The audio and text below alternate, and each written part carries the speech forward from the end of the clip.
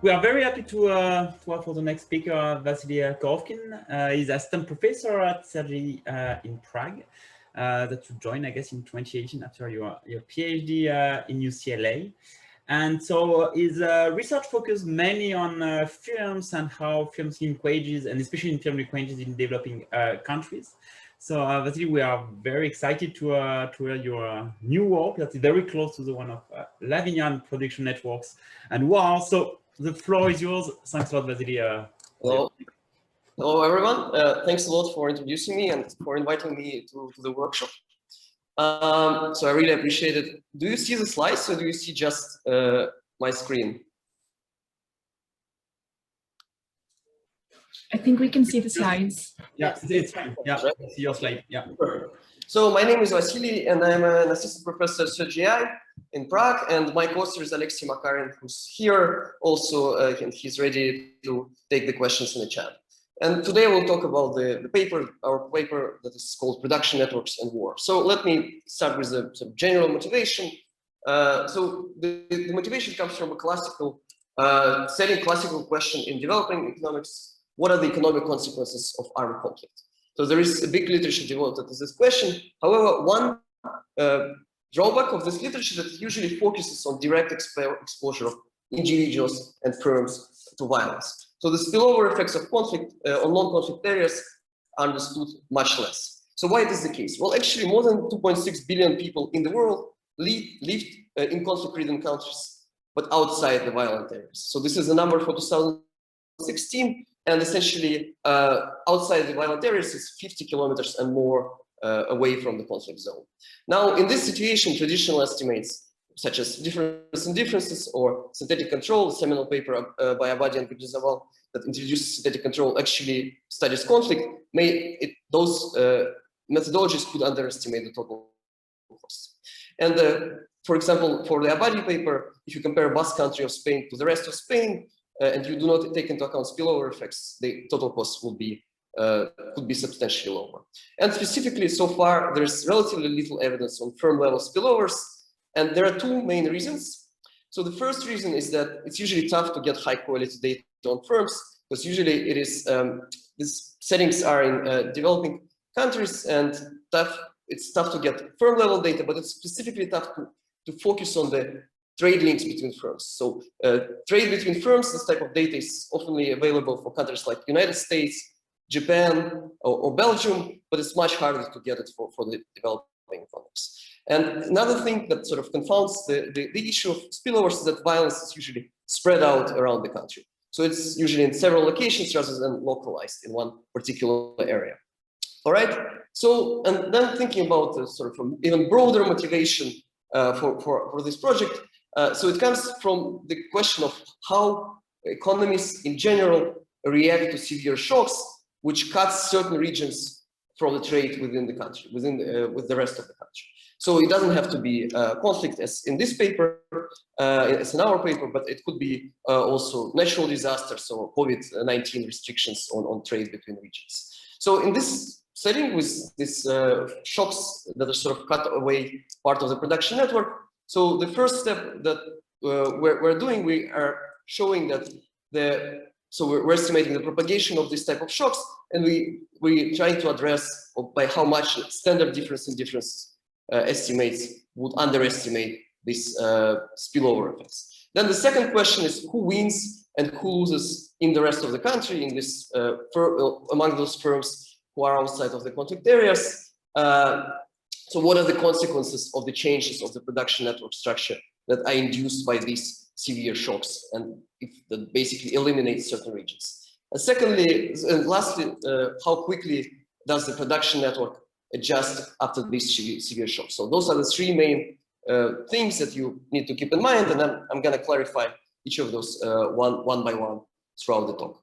So let me give you a little bit more on the context of this paper. We focus on Ukraine before and after Donbas war and the occupation of Crimea in 2014.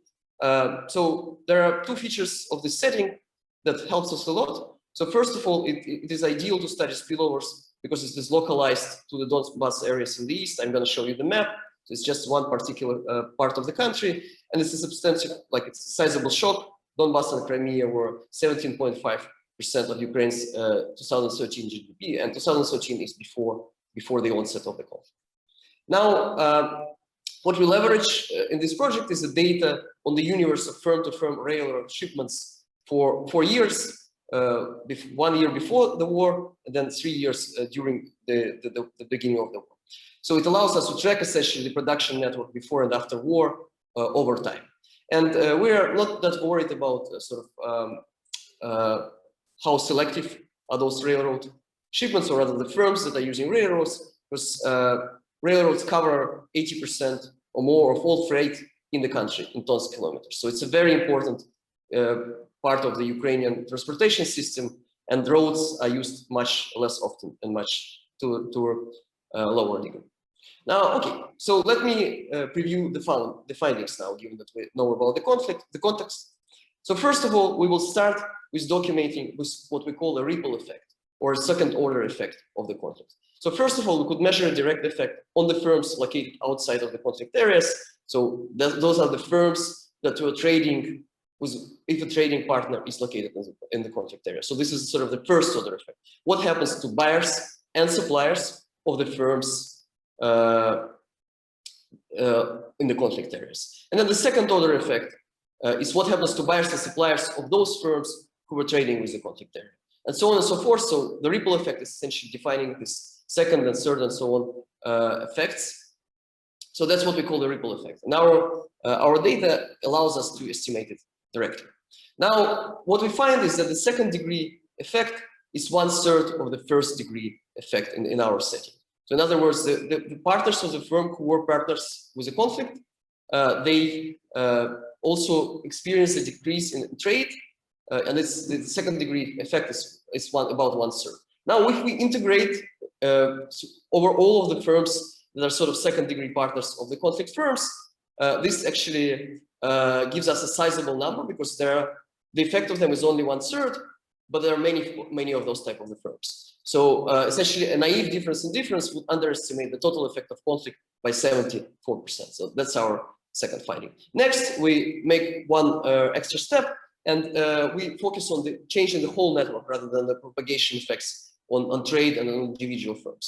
So in the second step, we focus on the war-induced change in the production network structure and how it matters for firm performance in non-conflict areas. So specifically, we focus on the centrality and several measures of centrality of firms in these production networks. And when I say centrality, we could do directed centrality and indirect centrality, because we observe both buyers and suppliers. So one standard deviation in centrality increases if you become more central due to the conflict. So those firms' sales go up by 12 to 15%. And I'm going to show you some evidence that this is driven by the increased market power of the firms. So market power is, we have an accounting measure of markups that also goes up when you are becoming more central as a firm. Now, finally, the final part of the paper sort of combines the first two and goes a little bit further, where we use a model of production network to decompose the two type of effects that are happening in this context. So the first one is given that a part of the network and the group of firms essentially gets cut off of the network. So this is what we call a network destruction effect. It's exogenous removal of firms. And then there is, however, a second effect, which is a network adjustment by the remaining survivors. So the firms that stayed in the network outside of the conflict areas, they could readjust their network of buyers and suppliers. And given that, they could actually compensate for the loss that network destruction effect is creating. So we use a production network model to essentially decompose those two effects, and we find that the network adjustment by these firms in the non-conflict areas, it allows them to compensate for 2/3 of the destruction effect on the median, so at the median of the distribution. So I'm going to focus on this part of the paper. I will largely focus on the median. However, we recover the whole distribution of revenues for these non-conflict area firms. All right. So let me briefly give you a roadmap using our main equation from the model. And then I'm going to give you more information on the background and sort of go step by step through the results. So essentially, our model, what it gives us is a firm level Leontief equation. And I index everything by t, because we essentially have 4 time periods, 4 years of the data. So this is something that you could keep in mind. And now there are 4 important components in this firm level Leontief equation. Well, the first one is the production network matrix of the firm, so omega, and omega essentially lists the shares of inputs for these firms as a share of total inputs, and then we stack this into the production network for each firm. So that's going to be a matrix that sort of documents the production network entirely. The second component is R, which is the vector of total revenues for each firm. And of course, we have the observed quantities. So we do observe the total revenues for each of the years, but we will want to essentially eventually establish the counterfactual revenues. Now, this is something that is fundamentally not observed, is the demand outside of the railway network. So we will need to somehow estimate it and fix it in our counterfactuals. So we call it Xi-T. And then finally, alpha is the share of labor and other inputs in this production system, in this production network. So alpha is something that we calibrate using either Ukrainian input-output tables or sort of regressions that are essentially trying to pin down the labor shares. All right. So essentially, the first part of the paper focuses on omega t and on how conflict propagates and affects trade patterns. So we focus on entirely just looking on the omega t and documenting these propagation effects within omega t. So that's going to be the first part. The second part instead takes some functions of omega t, specifically the exogenous change of centrality, and documents how it affects the performance on individual firms. And now finally, we combine all of those things together and decompose the conflict effect on RT into destruction and adjustment effect. So specifically, and I'm going to talk more about this at the end of the talk, we will fix Xi-T at 2013 level, and we will manipulate with omega t. So we will make different, so we will impose different omegas as counterfactual omegas, and we will use them to sort of generate a counterfactual RT. So that's what's going to be the gist of the last part of the paper. All right. Okay, so let me just briefly comment on the contribution. So we contribute to the 2 literatures. The first one is on the conflict and conflict effects on firms, which started with Guidolin and LaFerrara paper. There are few papers, including Mathios and Lavinia's paper at this workshop, that are studying similar topics. So specifically, we document the ripple effects on trade, and we study the changes in network structure to subject to this caveat. We're the first paper to essentially document this type of the effects. And then secondly, more generally, we contribute to the macro literature on production networks, which usually focuses on natural disaster shocks in developed countries, arguably. So in this setting, we're essentially the first to document the effect on the trade in the transaction level data on interfirm trade, because usually those papers, they focus just on the sales. So they observe the sales for the firms, and then they observe firm links. So we actually document what is the difference in the trade patterns. And then this allows us to study the evolution of production network after a persistent shock. So essentially, in this sense, and how the network readjusts. In this sense, we are the first to show this type of results. Carvalho et al. Japanese paper on Japan is the closest in its spirit to us, but they do not show this sort of persistent effect, and they do not study the evolution. And they mention actually that it's a natural way for the future research in their paper.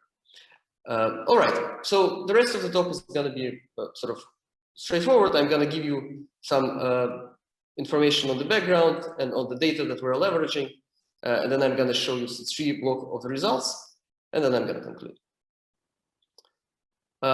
So first of all, let me tell you a little bit more about the background. So some of you know that, many of you know that in February 2014, Russia essentially launched a covert operation to annex Crimea. So this went relatively peacefully. However, at the same time, Russia was promoting separatist movements in the east of the country. And specifically in April 2014, there were many protests that were going on in the east of the country, which resulted in essentially, it turned into a full-fledged war. And this is one of the most violent wars of the last decade, with more than 13,000 casualties and more than 30,000 wounded, and importantly also more than 2 million displaced individuals. However, an important feature is that this war is highly localized. So if you look at the map, and here I'm showing you the map of the country, gray areas are the ones that are essentially either occupied or affected by war. So this is Crimea, and this is the areas that was affected by war, and red is the contact line essentially. So everything that is in the light green, which is further away from the conflict zone, is what we focus on. So those are the non-conflict areas. Now, a little bit more background on the economy of Donbas and Crimea. It considered a large part of the GDP of Ukraine in 2013. So it's 18% of Ukraine's GDP. And Donbas focused largely on industries, on heavy industries and on extracting industries, such as coal and steel, essentially. So they also had a substantial chunk of manufacturing. So it was really an important region in the whole economy. Crimea was arguably less important, focusing on agriculture and tourism mostly. Now, what happened after the conflict started is manufacturing fell by 60 to 80% in those two eastern regions, and essentially occupied areas were cut off from Ukraine's transportation system. Let me give you one more example. Essentially, this is Donetsk Metallurgical plant that was founded in 1872 by John Hughes, who's a British entrepreneur who also was a founder of the city of Donetsk. Essentially, it worked almost continuously from 1872, with the exception of World War II. And then in August 2014, it suspended operations due to damaged railways. Now, what actually happened is that they're trying to relaunch it, and they were trying to do it several times back and forth, but so far it's not really operating. So there are more plants of this type. Essentially, this is the typical example of a firm that got cut off of our network. And then the final part is why we're focusing on railways. Well, most of freight within Ukraine is transported using this railroad system, and rather than regular highways or roads. And this is one of the largest in the world freight transporter. And the railroad infrastructure is actually ranked very high in the world, while the regular roads are very poor. So it's 144th place in the world in 2013, 2014, while railroads are actually fairly efficient. So that's why it makes sense to focus on the railway and to sort of use this as a mapping of the production. All right. So what we use is the data on the railroad shipments for 4 years, with more than 40 million transactions between more than 7,000 firms. And essentially, we have dates, weights, freight charges, product codes, and station codes. And we have, the important thing is that we have railway IDs for these firms that we could map to the tax identifiers of these firms. And in turn, this is something that we could use to map to the accounting data for near universe of Ukrainian firms. So it's around 2010 to 2018, where we observe sales, profits, capital, and so on and so forth. All right.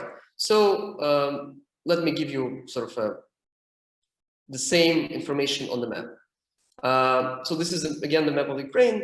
The black lines are the railroads. The pink lines are essentially the stations. You could see that they're pretty uniformly distributed across the country, and actually they're a little bit clustered here on the east. So there was slightly more economic activity measured by these railway stations in the east of the country. So it was an important part that got cut off, and then we're essentially focusing on this rest of the areas. So the first step is that we want to document the ripple effects. So to do this, I'm gonna show you our empirical strategy, which is essentially a difference in difference specification, but taking into account the fact that we have this propagation effect. So we sort of decompose the difference in difference further. So we have trades from firm I to firm J at month T, and this is our main outcome variable for this baseline result. And we have a firm pair and time fixed effects. And now then there are two variables that are supposed to capture the direct effect of the conflict and the second order effect of the conflict. Well, so the first order effect on the conflict and the second order effect on the conflict. So the first order effect is essentially if the firm, one of the trading partners, is located in Donbas or Crimea. So this is essentially how we capture the first order effect, and then we interacted with post-conflict dummy, which is the months for February 2014, post-February 2014 dummy. So if one of the partners is in the conflict area, how does this affect trade between firms? Now the second order effect is essentially focusing on the firms for which IOJ had a partner in turn that was located in Donetsk Crimea area. So in other words, focusing on the case when for the pair of IJ firms, one of their partners was in the conflict area. And of course, for this case, we sort of rule out those firms, right? And then again, we interact this with the post conflict indicator, right? So the first three counts, I'm going to show you only the first order effects, and then I'm going to edit and augment it into the specification, the full specification, which has the second order effects. Now, there are three main outcome variables that we focus, three main measures of trade. The first one is the extensive margin, which is the probability of the two firms trading in a given year, in a given month. The second one is the logarithm of the number of transactions for a given month. And the third one is the logarithm of weight of those transactions for the given months. So as you can see, all the results are negative and statistically significant. And specifically for the extensive margin, the probability of trading between the firm in conflict and outside is minus 9%. So it's 9% lower than the baseline probability. However, and this is the most important component in this table, is that if we add the second order effects, the first order effects, they do not change by much, but the second order effect are actually negative and significant, and they're about 1/3 of the first order effects, or slightly larger.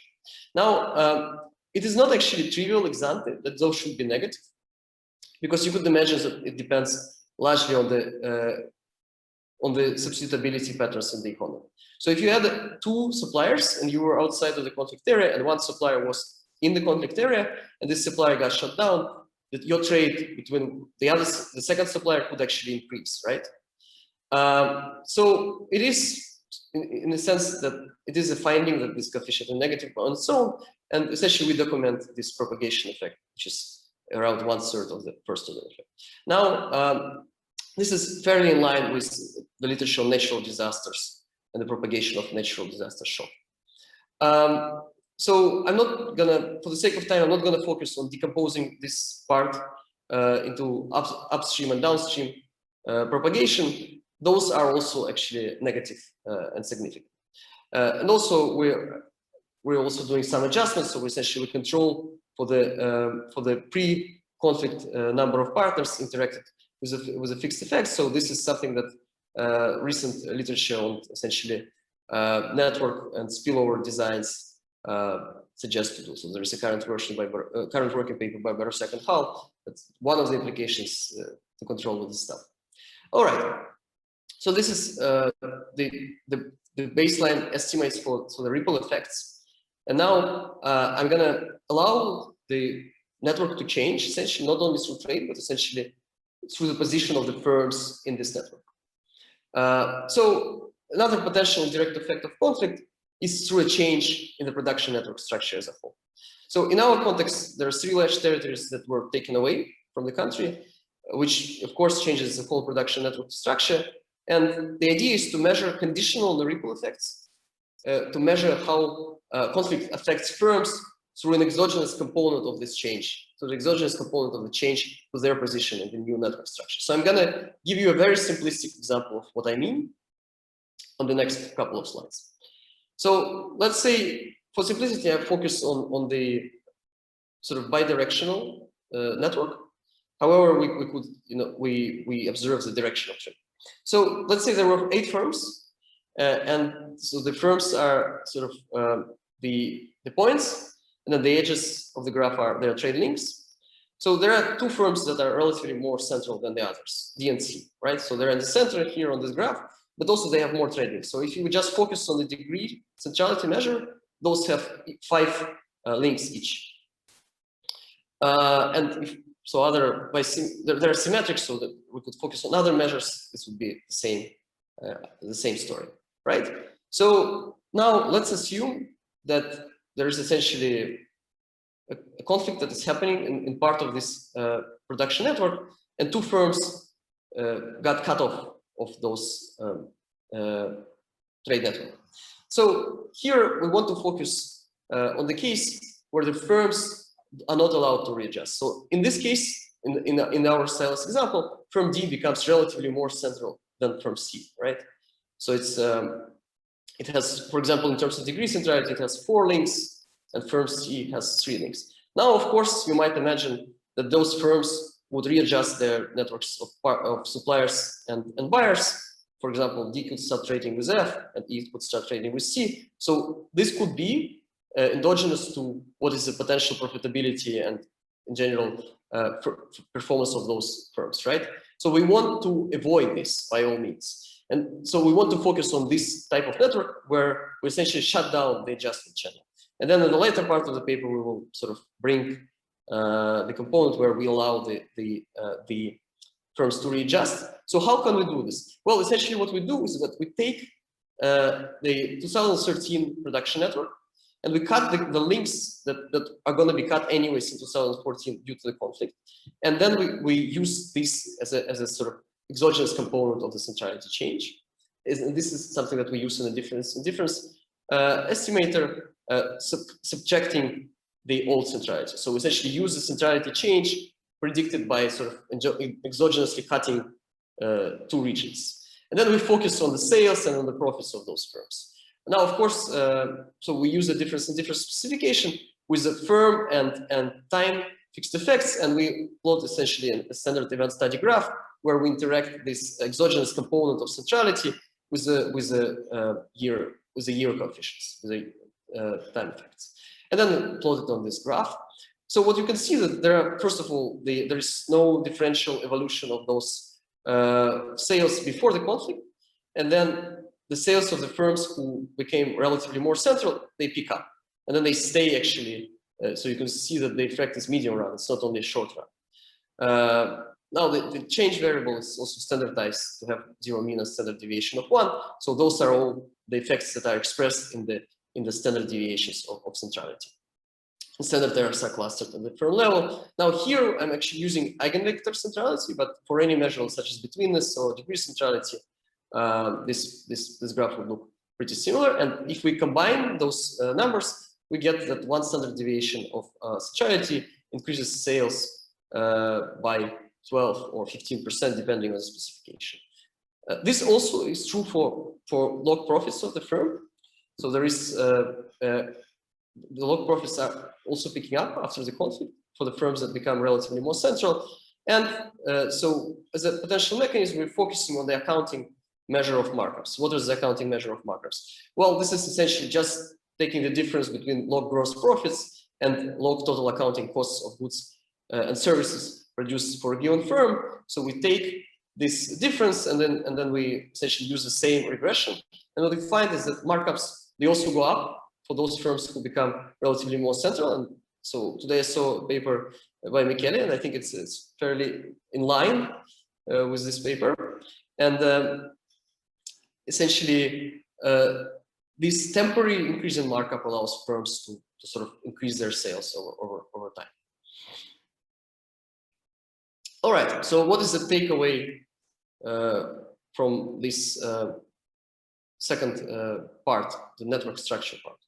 Well, essentially, war-induced change in production network matters for firm performance outside the violent errors, and specifically the firms that exogenously gain in their centrality, they also gain in terms of sales and profits. And the one potential mechanism that we outline is a temporary surge in market power. So now let me move on to the sort of most to the part that sort of covers all of those different channels and combines them together. So we focus on the general equilibrium model, which has essentially sort of fairly standard assumption for this literature, that is Cobb-Douglas production function for the firms using different inputs, and then constant elasticity of substitution preferences for the final demand. So if we assume this, we could essentially derive firm level Leontief equation. So this is something that I've shown you on the third slide on the top as well. And again, this firm level Leontief equation essentially expresses the revenues and the production network and the final demand. It's sort of an equilibrium description of equilibrium of this economy, where essentially this production network and the vector of total revenues essentially have to be equal to the final demand in this railway network. So this is the outside demand outside of the railway network. And omega t is a production network, RT is a vector of total revenues, and alpha again is the share of labor and other inputs that I'm sort of calibrating. So what is the main idea of our counterfactual analysis? Is that the main idea is that we need to fix this outside demand somehow, and I'm going to show you in a second how we do this. And then we need to, if once we do this, we can vary the production network. So we could assume we could use different counterfactuals for omega, and then this will allow us to pin down the whole distribution of R, so the whole distribution of revenues. So that's our main exercise, and specifically we're going to be interested in two types of omegas. So yeah, so the first step, I plug in omega t and RT, let's say for 2013, and I calculate psi t. And I'm gonna fix this psi t at the 2013 level to sort of avoid any type of demand shocks that are sort of affecting our railway network from the outside. Now, the next step is to focus on the counterfactuals. So what are the interesting cases for omega t? So the first interesting case is the one that we used in the second part of the paper, where we focused on the centrality.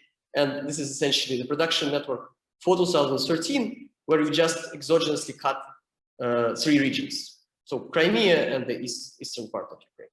So we call it omega tilde t, sort of in line with the second part.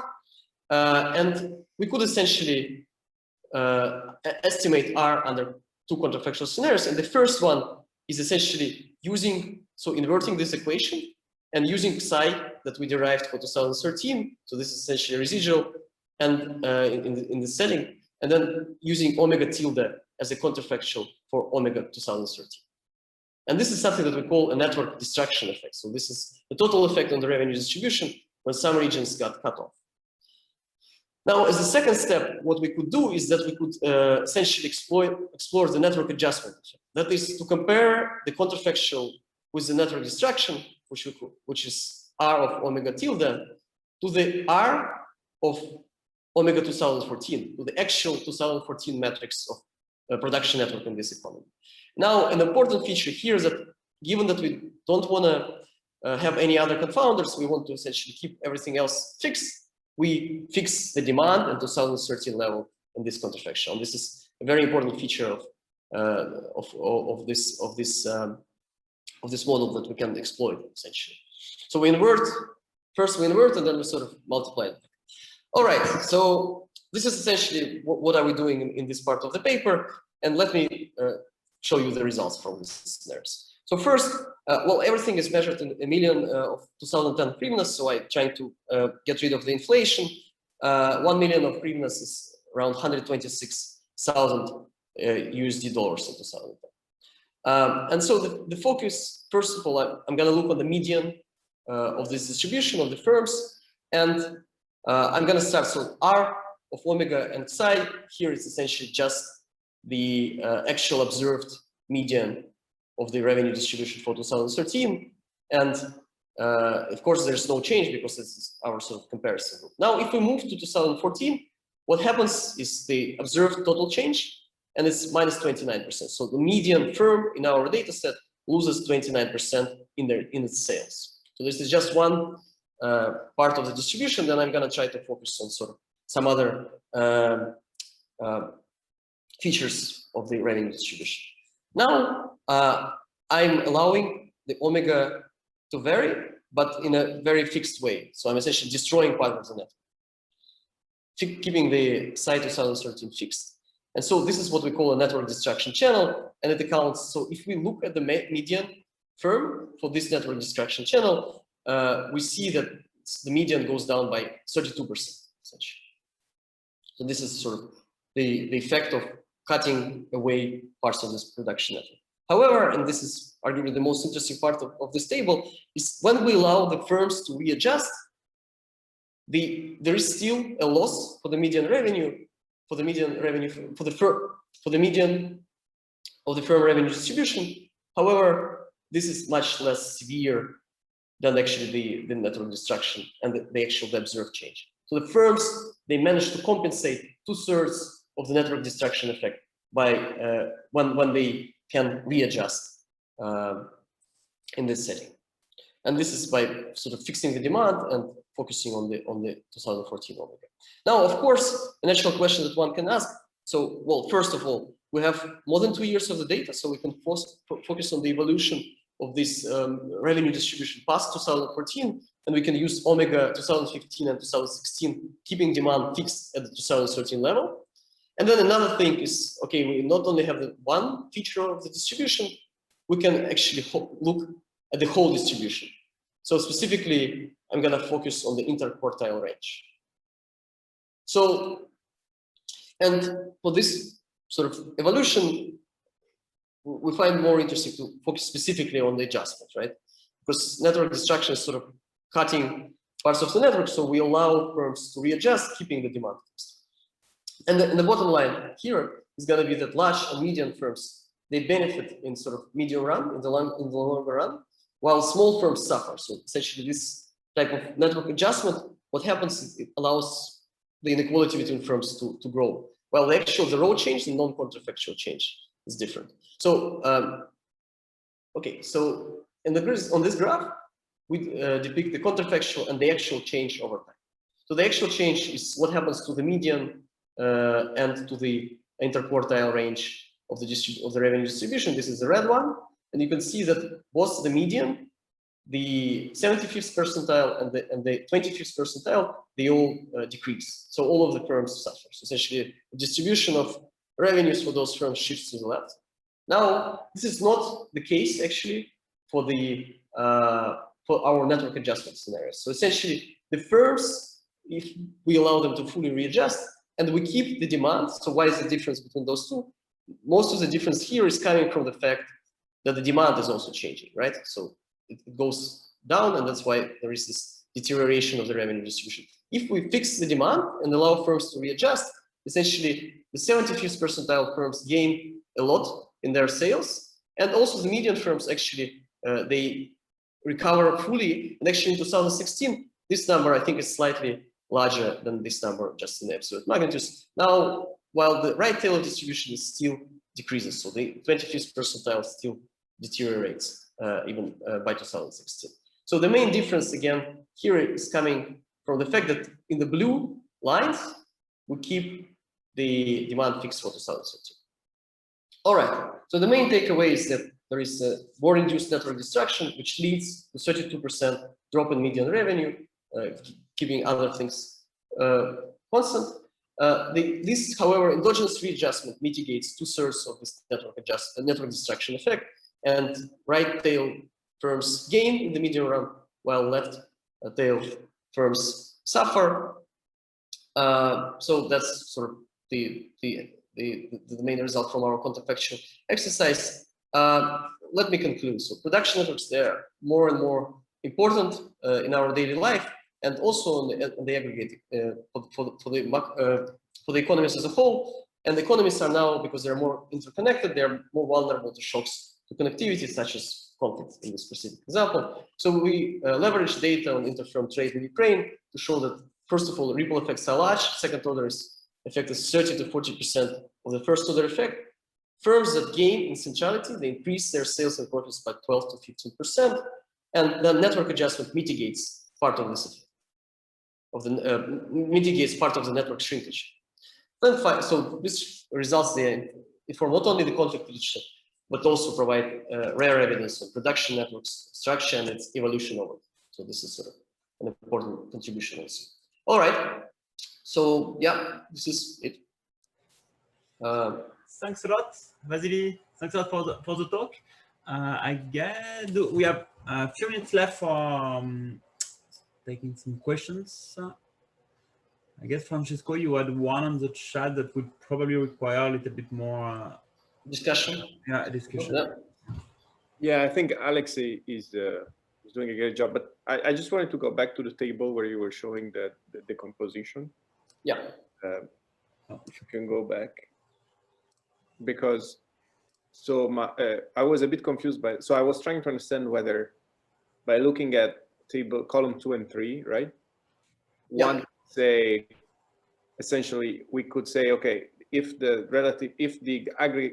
effect was minus 29%, but then 31% comes off the network distraction. So I was asking whether then the direction of change in demand would actually mitigate the effect of network distraction, because but then now Alexey was that way. I don't know. Now, if you want, you can see. So I think, so if I got you right, there are two things changing here at the same time.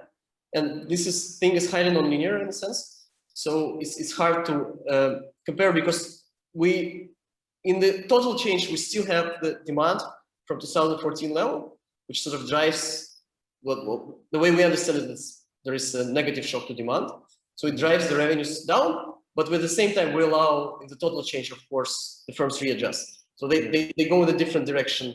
And it turns out that the overall direction, the network readjustment is stronger, but still the demand shock is actually very severe as well. So those numbers end up being closer to each other.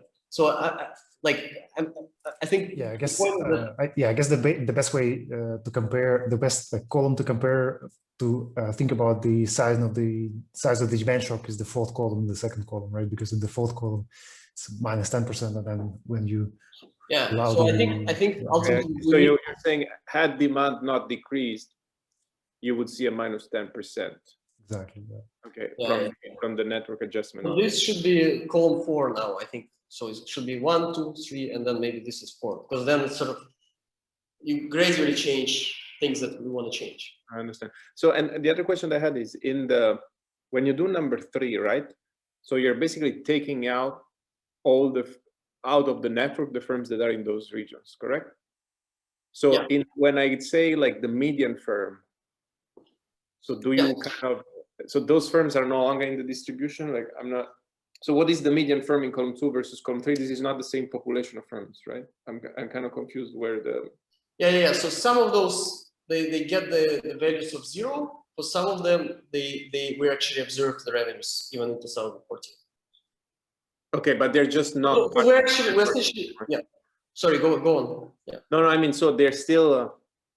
they're just not part of the network anymore, right? In column 3.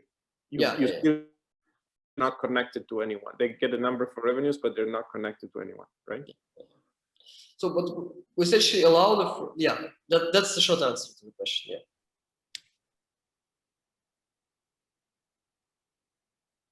Yeah, I was just wondering, maybe the truth is in between, in the sense that maybe they're affected, they're not selling as much as before to other firms, and they're not buying as much as before, but they're still doing at least some things. You do see a number for revenue, so they must still be doing something.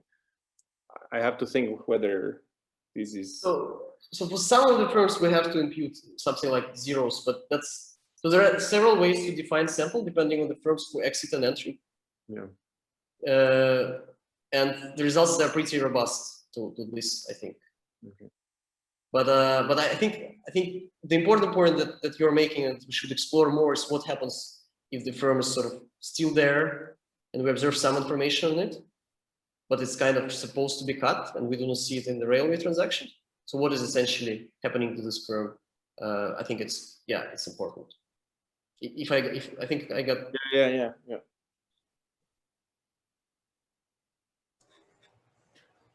But definitely, we should work on the design of this table. Thanks for highlighting that.